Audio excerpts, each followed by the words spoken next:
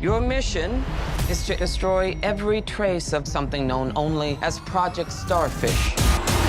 Starfish is a slang term for a butthole. Think there's any connection? We're all gonna die. Welcome back, everyone. This is my full Suicide Squad breakdown video, Easter eggs for the entire movie. Hopefully you've had a chance to see it. It's on HBO Max right now and in theaters. If you haven't, be sure to go see it. If you're brand new to the channel, be sure to subscribe to get all the videos. There's going to be a bunch of really big stuff happening in the next week because of Marvel's What If episodes and a bunch more DC stuff happening before the end of the year as well. Careful for spoilers for the entire movie, and we'll just start at the beginning. So if you didn't know, this movie is not meant to be a reboot of the original Suicide Squad movie. As they explain with the timeline and the characters that they bring back from the first one, it's meant to be kind of a sequel, but not really a sequel, sort of a creative reimagining. But the way the timeline works is that it picks up after the events of the Justice League movie because of Bloodsport's origin in putting Superman in the ICU with a kryptonite bullet. Speaking of the devil too, originally James Gunn said in the first version of his story, the Suicide Squad, instead of going up against Starro, were going to be facing or trying to track down an evil version of Superman who was being controlled by someone else. Sort of reminding you of the nightmare scene from the Justice League Snyder cut with evil Superman being controlled by the anti-life equation in Darkseid. A lot of people also wondering, why didn't Superman or the other Justice League members know about what was going on with Starro here in this Nazi base Jotunheim? I think the idea is that because it had been down here since before Superman landed on planet Earth, so he wasn't looking for it, then once they did learn about Superman's powers, they just reinforced some of the lab walls with lead so that he wouldn't be able to detect what was going on down there. But the way they play it is as if this is like the next mission in a long line of missions that Amanda Waller has been sending Task Force X, the Suicide Squad, out on year to year as events have gone on since the events of the first Suicide Squad movie. But the actual movie opens over the credits with Johnny Cash's Folsom Prison Blues as they introduce the first Suicide Squad team, the fake-out team as we'll call them, the distraction that Amanda Waller creates that allows the second team to actually enact their mission. Amanda Waller herself gets a big boss level upgrade in terms of her level of shadiness during this movie. If you thought that she was underhanded during the first film and kind of villainous, she's way worse during this film. The whole idea, though, is that every single character in this movie is kind of a villain, just to different degrees. Some of them are worse than others. And arguably, the real main villain isn't even Starro, even though he's literally the biggest villain in the film. It's actually secretly revealed to be the US government and the military that's behind everything that precipitates the events of the film. But they open with a slightly different version of a roll call montage than what we got during the first Suicide Squad movie, introducing the different team members from Team A, the first team. Starting with Michael Rooker's Savant, who is a Batman villain. His special abilities are similar to Bloodsport and Peacemaker. He's a sharpshooter, he's supposed to be a genius. Later, Amanda Waller also kind of sets up that joke with each team member supposedly being carefully selected for their unique abilities, implying that they're supposed to have different abilities. But when Amanda Waller says it's a Bloodsport and he calls her out on it, like, wait a minute, are you playing a joke on me? Because Peacemaker's the exact same as me, he has the same abilities. It's her giving away her ruse, giving away the secret mission within a mission that she's running, that she's secretly double-crossing all of them, which is a big trope of Suicide Squad stories. In every Suicide Squad story, there are a couple things that have to happen.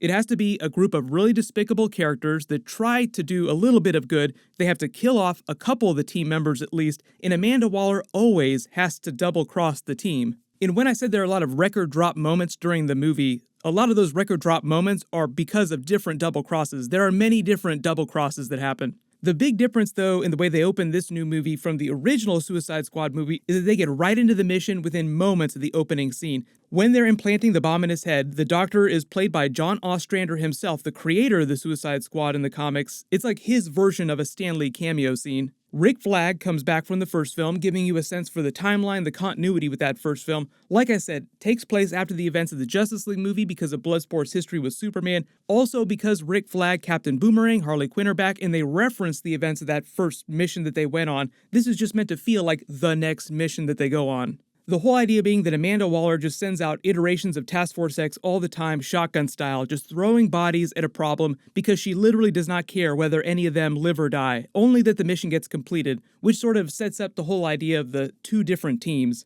Then when they introduce the rest of that first team, Rick Flagg says that they think the term Suicide Squad is derogatory. Their true name is Task Force X. That's actually a big comic book Easter egg. When John Ostrander first created the Suicide Squad, the original name of the team was Task Force X. We meet Nathan Fillion's TDK, and even though he refuses to explain it to the other characters, TDK stands for the detachable kid because of his ability to detach his arms. And the way they play the visual effect of it is almost like you're pulling the arms off an action figure. The way Nathan Fillion described him is that he was supposed to be annoying and pretty useless in a fight, which he was. And if you thought it was weird that some of these characters feel like such big douchebags, the whole idea is they did that on purpose because they were killing them off really quickly at the beginning of the film. Pete Davidson is probably the best example of that. Like, he feels like this crazy douchebag character, but he is the first one to die. They bring back Captain Boomerang from that first film, and then later when Harley boards the plane and says hello to him, like welcome back, haven't seen you since the last mission, they're just referencing the events of that first movie. Harley Quinn saying that she wound up back in Belle Reve because she had road rage inside a bank. So this is also meant to be after the events of the Birds of Prey movie. At some point after that, she robbed another bank, got arrested, and she is wearing an alternate version of her costume from the comics, that red costume with the jacket. It says Live Fast, Die Clown on the back, which is a reference to the Joker. James Gunn did say, though, that he never really planned on using Joker in this movie, but he is still alive in present day in the DC universe, so even though you don't see him in this movie, he's still presently running around Gotham committing crimes. We meet Flula Borg's Javelin. It was so weird to see him in this movie. He started out as a comedy YouTuber. I'm always surprised when I see former YouTubers show up in big movies like this. He's only in the movie to be this joke throwaway character like Pete Davidson's Blackguard, and to set up that whole twist with Harley Quinn killing Starro with the Javelin, but it was fun to see him pop up.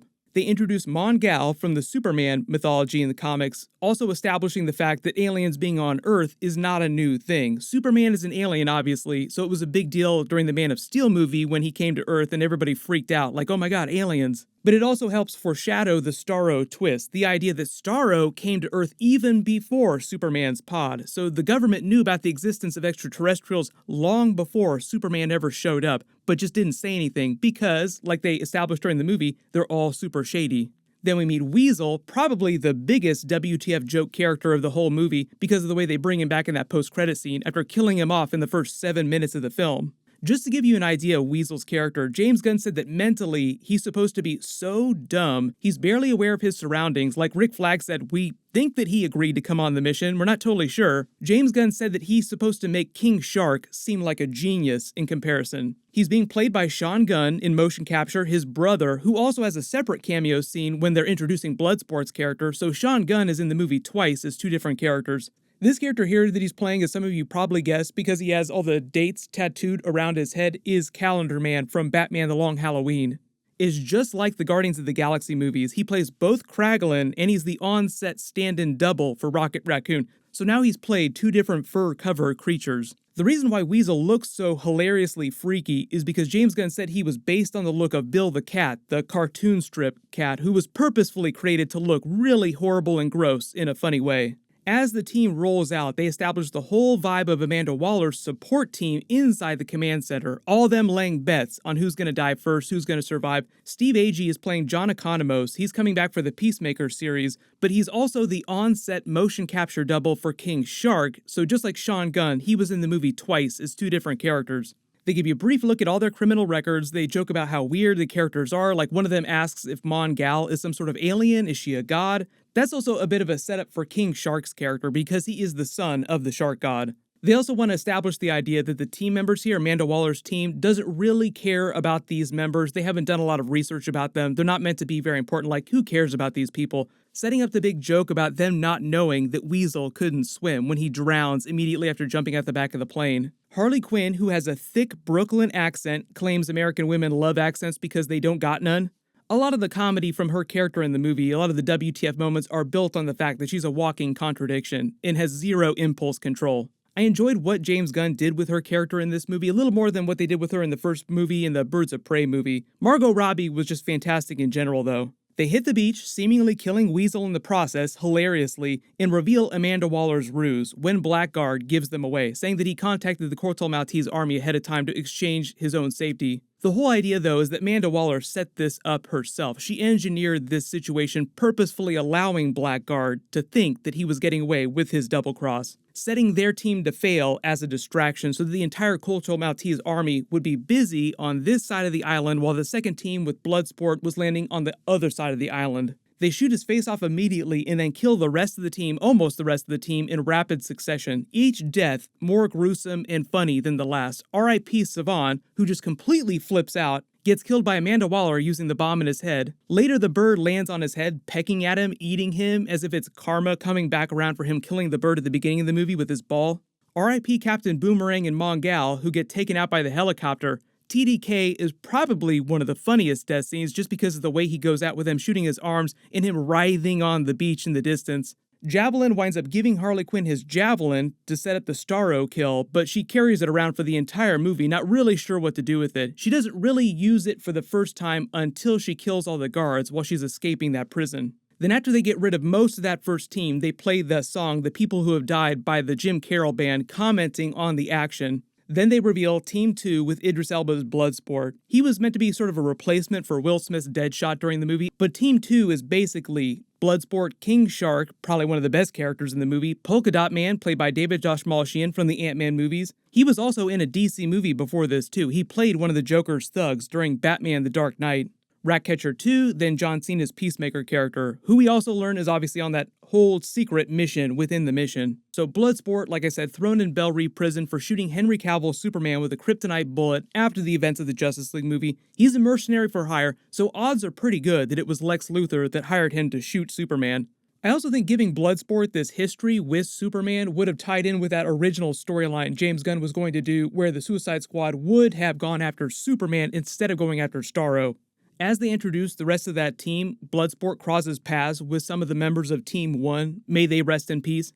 They make that funny joke about Peacemaker being the exact same as Bloodsport, having the exact same abilities. Like, what? Like, Amanda Waller literally uses the same sentence to introduce him. His father trained him to kill him from the moment he was born. In his hands, anything is a deadly weapon. The exact same sentence she used to explain Bloodsport's character earlier.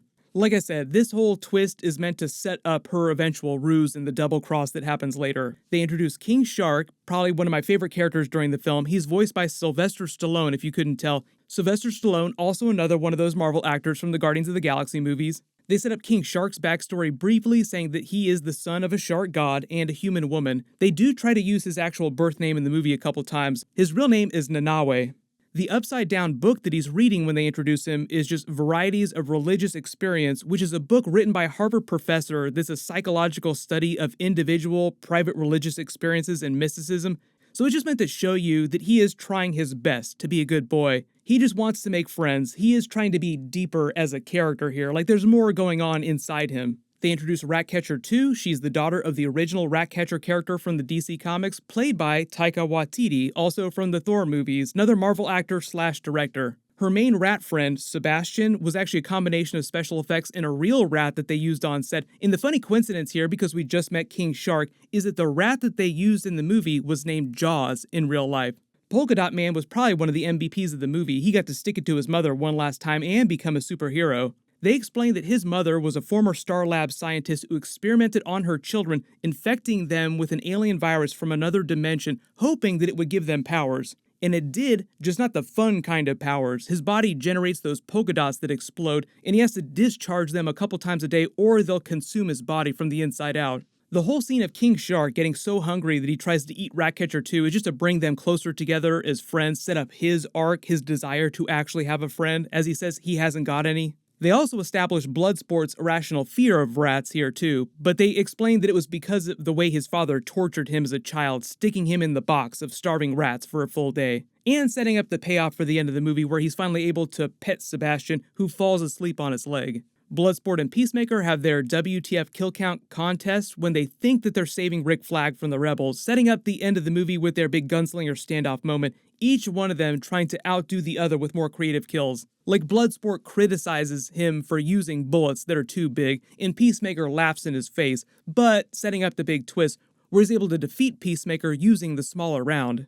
They introduced that new Corto Maltese dictator and his general while explaining Starro's backstory and how he came to Earth, and Peter Capaldi's Thinker. He's playing a version of the Thinker from the New 52 Suicide Squad comics that they never really gave a name to, so in this movie James Gunn just calls him Gaius Graves. They explained that Starro wound up being taken in by American astronauts in the 1990s when he drifted into Earth's orbit near their shuttle, and after he mind-controlled them and brought their shuttle back to the US, the government captured him, took him to Corto Maltese where they could experiment on him on this old Nazi base that they had taken over and weaponize his mind control abilities. That's also when the American government set up the previous dictator by making the bargain with him to get rid of the old Nazis, get them out of Jotunheim so that the American government could move in with Starro. So that's really why the American government is kind of the true villain of the film. They haul in Harley Quinn because this dictator wants a political marriage with her to legitimize himself in the eyes of the locals of Corto Maltese because they view her, at least on the island, as a rebel hero because they themselves are kind of rebels. When she turns on a dime and kills him, explaining the promise she made to herself to kill any man she got close to if she sensed a red flag, that's a reference to her history with the Joker. Most of the tattoos that you see on here too are tattoos from the events of the first film, like she's had these tattoos for a long time. Back with the surviving team members, they set up their plan to capture the Thinker and set up the twist with Polka Dot Man's mother. Where's your mother now? Oh, she's everywhere, because he cannot stop hallucinating her. And I do love the joke about King Shark trying to disguise himself with the fake mustache. But nope, Shark wearing pants and a fake mustache just aren't going to cut it. It's very similar to the joke with Drax being invisible during Infinity War. When Amanda Waller says that she's playing golf with Senator Cray this weekend, Joseph Cray is a shady U.S. senator in the comics, implied to be selling government information. He was also a character they used during Arrow Season 1. He was one of the people on Oliver's list. So just reinforcing the idea that Amanda Waller has a lot of dealings with very shady governmental figures. When they actually go to the bar and start drinking and bonding, even Sebastian the Rat getting a drink, there's another Marvel Guardians of the Galaxy cameo scene from Pom Klementieff, who plays Mantis in those movies. She's one of the dancers performing on stage. Peacemaker calls Bloodsport Inspector Gadget just because of the way his weapons work. Rick Flagg says that it could be their last drink together, and it is, foreshadowing his eventual death because he gets killed off by Peacemaker shortly after this. Then Bloodsport uses the exact same trick Amanda Waller used at the beginning of the movie, splitting the team in half, using half of them as a distraction, getting captured on purpose, allowing the other half to escape with the Thinker. Then they use those creative transitions for more commentary jokes. Operation Jotunheim. No wait, Operation Harley, because we have to go save Harley Quinn first. Which they pay off by having Harley Quinn save herself. And the cool thing here is that Margot Robbie actually performed all of these stunts when she was stealing the keys, unlocking the lock on her own. Like she really used her foot to yoink that key and then pull it over her head and unlock it with her toes. James Gunn said the whole montage of her killing all the guards with the flowers and the javelin was always planned to be this way. It's meant to be her perception of what's happening as it unfolds. Like we're seeing what Harley Quinn is imagining around her while she's killing these guards. I also love the way they intercut this with the montage of Rick Flagg's team preparing to break in and save her, timed perfectly so that just as they roll into action, she's walking up with the javelin, like, hey guys, what's up? When they're charging the front door and King Shark seems like he hulks out, just ripping the guard in half, the reason why he seems like he gets way more powerful is because he actually does get more powerful when he's in water. Then as half the group sets all the charges to blow up the base, Thinker takes Rick Flagg and Ratcatcher to his Starro lab in the basement levels and reveals the full scope of the US government's dirty little secrets, highlighted by the other funny creative transition with the elevator button. Thinker explains the American government's been sponsoring his research this whole time for the past 30 years, trying to weaponize Starro. When he says he named him Starro the Conqueror, and it's meant to be a derisive name, that's a reference to his original comic book name, when he first debuted in the Justice League comics. He was the Justice League's very first team-up villain. Later at the end of the movie, when they flash that Suicide Squad versus Starro the Conqueror title, that's also a reference to that original Justice League comic book. Starro begs Rick Flagg to help him escape, saying Thinker's been torturing him for the past 30 years, and he's not lying. You're supposed to feel bad for Starro, even though he does wind up killing a ton of people in a little while. Rick Flagg vows to release the evidence of the US government's deceptions to the rest of the world. Peacemaker then pulls his double cross, revealing Amanda Waller's secret deception. They have their knockdown, drag-out fight to the death, and even though you can see Peacemaker feels really bad about it, he does kill Rick Flagg, so R.I.P. While this is happening, though, the bombs have already gone off and the building's collapsing around them, so they flash back in time then to show you what was happening with the other half of the team before the bombs went off. You see King Shark in another floor of the building trying to make some new friends, or so he thinks, until those really messed up looking alien jellyfish start eating him. If it wasn't clear, those were also meant to be aliens just like Starro, that the Thinker and the Nazis before him were experimenting on. They set up the whole Milton joke with Harley Quinn not remembering the rebel that was named Milton who was driving the car for them this whole time, later confusing Bloodsport for Milton. Nope, not my name, that's not who I am. Polka Dot Man accidentally sets off the explosives, blowing the building in half, and that's when their timeline catches up with the events of the Peacemaker versus Flagg and Ratcatcher scenes. So that just as Bloodsport has his WTF funny scene falling through all the different floors, he lands smack dab in front of them just in time to see what Peacemaker is doing. He just sees the double cross and immediately understands what's going on, and they have their big gunslinger standoff moment. Finally paying off the reference about which type of bullet was best. Earlier in the movie when they were arguing about who was the better crack shot, and then later Peacemaker bragging about his larger rounds.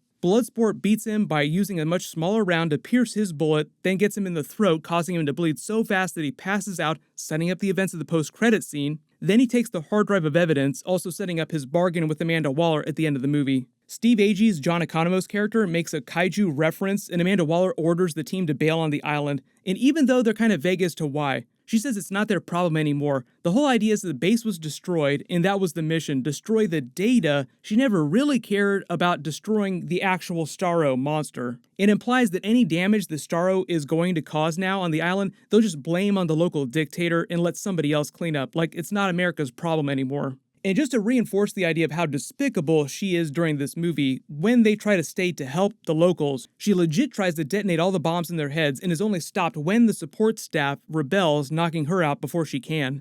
They pay off the joke about Polka Dot Man's mother when he supercharges his attack, disabling Starro. He gets to be a superhero for one single hot minute before he goes out, R.I.P. They pay off Ratcatcher 2's ability with the army of rats and Harley Quinn's javelin joke from the beginning of the movie, like, oh, now I know what this was for this whole time. In R.I.P. Starro, they imply that he's dead at the end of the movie, but because of the way he spawns, there could always be another version of Starro that spawned and survives into future DC movies. Bloodsport uploads that evidence to a private cloud server and agrees not to release it so long as Amanda Waller lets them all go free and doesn't retaliate, and finally accepts the friendship of Sebastian the Rat.